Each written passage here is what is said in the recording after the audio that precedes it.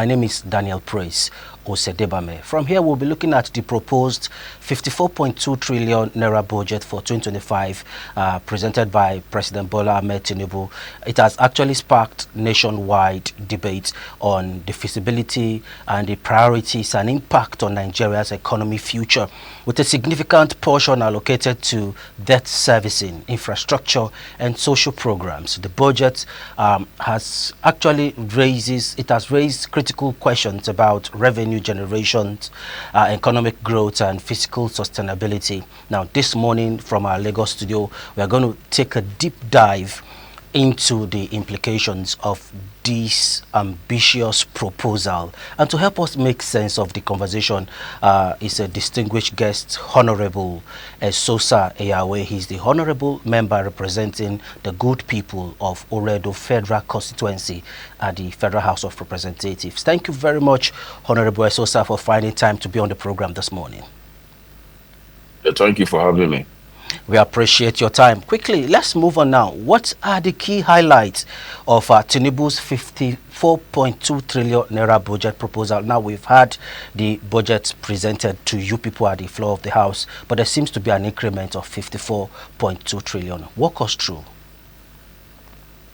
The 54.2 trillion naira increment from the initial 47.9, it was attributed for due to the additional revenue generated from FRS, customs, and other agencies. Be that as it may, the president had written to the National Assembly requesting for this increment and highlighted key sectors where this increment would be implemented to.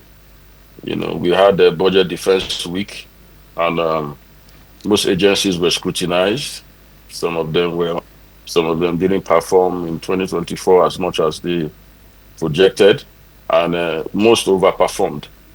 So the president he tends to put in some figures into some agencies, including like the solid mineral. He wants to increase the revenue for the 2025 budget, and I think to enhance the solid mineral sector. Nigeria has vast resources, and harnessing most of these solid minerals is a very good way to generate revenue for the country. We also have the Bank of Agric. We tend to put 500 billion in there, 21.5 trillion, sorry, into the Bank of Agric to enhance the agricultural sector. And the Bank of Industry also. We still have some military barracks and the aviation sector, where he tends to increase the security apparatus of Nigeria and make things reducing security, which has immensely reduced during his tenure. I think that is just the basic of this increment of the budget. Beautiful insight from your end. But the question now in the hearts of many Nigerians: how realistic are the revenue projections to fund this budget? We saw at the floor of the House when the initial budget was presented, some of your colleagues actually kicked against some of the agencies who were actually bringing things like cutlery. They are buying cutlery, they are buying spoons, they are buying other stuff for their agencies. So how realistic is this current one? Yeah, the president means Nigeria well, and being that he had done it before in his little circle, which was Lagos then, he made Lagos from nothing when he had the issue with the then President Olusegun Obasanjo. We have a lot of people on ground, especially in the National Assembly, that had to make sure we curb all these excesses from agencies. I was in one of the budget sittings where an agency came and they were demanding for money, and at the same time, the federal government was already giving them grants. So the chairman of that committee outrightly just waived and slashed their budget. And I think with saving money from all these agencies, we will definitely get funds to implement this 2025 budget. Now, talking about implementation, with the debt servicing taking a large chunk, is this budget sustainable in the long run? Yes, I believe it is definitely sustainable, especially when you have agencies like FRS and Customs raking in approximately 3 trillion within in the 2024 window. You know, there are a lot of aspects where the president has sealed up leakages. And I think when we should continue at this path, Nigeria will work for itself. And I believe the debt will reduce definitely. There's no country that is not owing. You have United States of America, the biggest country in the West, owing a very huge amount of debt. It's all about how you manage the debt and how you generate the revenue generates to manage the debt. So yes, President Tinubu inherited about 87 trillion from the previous administration. It's going to take a while for it to reduce, but we're on the right path, and I think the whole debt will reduce and system will work better. We will come back to the issue of debt servicing and borrowing, but more pressing now, how does this budget address inflation and cost of living crisis in Nigeria? You agree with me, you have a constituency you represent. I'm sure people call you on daily basis, come to your constituency office to lay complaint of how the economy has not really been friendly. How are we going to handle this issue now? Yes, and one of the key sectors where the highest amount that the president has really taken into consideration for this increment is the agri sector and infrastructure. You know, the agri sector, I think you have to have more farmers going to the farm, insecurity reduced or curbed to make farmers go to the farm. And I believe that will definitely reduce the inflation rates in Nigeria. Okay, now A help us lot of now. things. Okay, help us quickly. Are there provisions for infrastructure development and economic growth in the short term? Yes, as I said earlier, the critical infrastructure, 1.5 trillion was budgeted to make. That was one of the aspects that made the proposed budget for the 7.9 last year increase to 54.2. So infrastructure is a key factor where the president is centered in, because we all know that how much transportation is when you want to fly. Well, most of us don't really go by road anymore. And I think with having all these roads fixed, will definitely uh, reduce the cost of living and reduce inflation. Now, still talking about reducing the cost of living, reducing the inflation. Now, does this budget adequately support SMEs and job creation? Does it have any plan? Yes, it definitely does. I think a lot of agencies are downsizing while some are recruiting. It all depends on like I know FRS they are recruiting, and agencies like CBN are downsizing. You know, it's all about where you need this manpower to take effect of getting the job done. Uh, the when this budget is passed, I believe that the system will work better. Most of the companies, that private companies and private sectors, will be able to pay at least the minimum wage. SMEs, I think Smedan is doing a good job when it comes to giving grants and loans. And I think the presidential grants that was recently paused because of the issue with the humanitarian minister, as it will be released soon, and people in Nigeria will really feel the soft landing of Mr. President. Now, talking about soft landing, how will the proposed allocations impact education and healthcare sectors? Because these two sectors seems to be one of the major sectors, the two major sectors we have in the country, education and health, very, very important. What is going to put in place, what are we putting in place, or what is the presidency putting in place to ensure that the education and health sector will have a striking balance? Yes, we have a very proactive minister in the health sector, and I think his budget was not as scrutinized as others because he crossed all the T's and dotted all the I's in his budget defense. And in his budget, he had a lot of medical outreach and trying to improve the health, the NPHCDA's health centers in most of all the states. So I believe healthcare would be affordable by the common man as soon as the 2025 budget is passed, and implementation would definitely not be delayed as the 2024 was.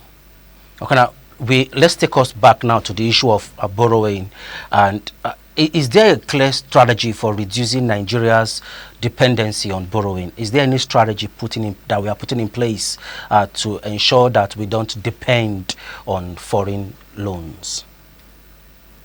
The previous administration, the Buhari administration, had a lot of leakages in their finances. We had a situation whereby some ministries were not remitting to the federal purse. We had situations whereby there were double taxations, but at the end of the day, it wasn't curbed or it wasn't remitted to the uh, federal purse. As you can see, the aviation sector was in shambles. A lot of sectors were in shambles. So with this new administration, the first task of Mr. President was to make sure that we curb all these cases, and at the same time, that is why he's really focusing on the solid mineral sector to make sure that we harness our natural resources and we reduce our dependability on the oil sector and work with all the solid minerals that we have. So Okay. by doing that, while we generate, we can still borrow. Okay, Honorable Sosa, we are due for a break now. We'll go for a break, and when we return back, we will extend the front line of this conversation. Do stay with us. Thank you so much for staying with us. Welcome back from that break. If you're just joining, it's This Morning on ITV, reaching you live from our network studio here in Lagos, Nigeria.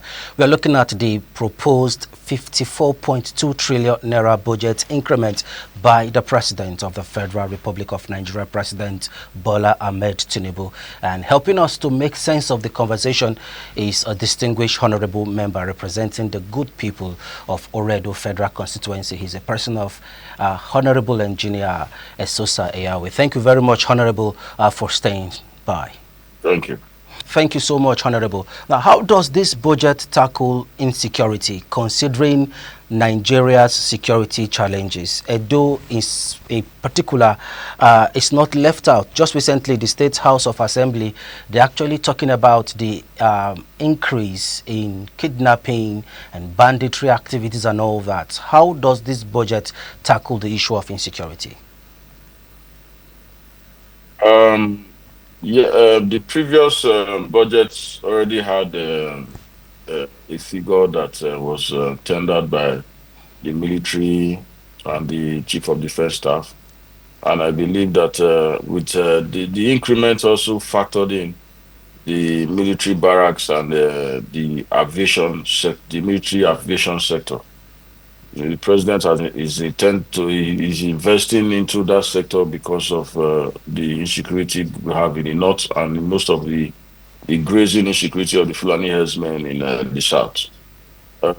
In those states, which is also peculiar, I believe the governor is already hitting the ground running. Yeah, I think he has already inaugurated the state policing and the vigilante security outfits that would reduce this menace drastically. Hmm. So it is in work in progress, and I believe we are already getting headsway on the insecurity issues of Nigeria. Okay, Honorable, just a brief diversion. You have been doing a good work in your constituency. We've seen you giving out shuttle bus to youths in your constituency. You have empowered people, you've paid school fees and all that. Are your colleagues at the Senate and Federal and the House of Reps, are they replicating such acts in their constituencies? Yes, I have a few friends that have emulated the same gesture of empowerment that I've gone I've implemented in my constituency. But it's all man is not the same. Uh, I grew up from a humble background, and I think when you give, you can never lack. That being said, I have my constituency is one of the most metropolitan constituency in Edo State, and empowering the youth will definitely bring peace to most communities in my state because most of them do not really have things that they do at the moment. So if the more I give them jobs and the more I empower them with those mini buses and with skill acquisition, the more they can go and fish. Because giving them fish is not the end of the road. You have to teach people how to fish for themselves and earn a living. Okay, now let's quickly begin to put this to a final touch. As an individual, what are your major concerns about the budget proposal? What are your concerns looking at the increment it has been jacked up to 54.2 trillion? What are your concerns? Um, I don't really have much concern on these increments because it's still a proposal. All the committee chairmen that are in charge of oversighting most of all these agencies will still have to scrutinize it. It might be reduced, it might be increased, but I hope that it is reduced so that we can make the system work for 2025. We have not finished implementing 2024, and I think it was extended till June 2025.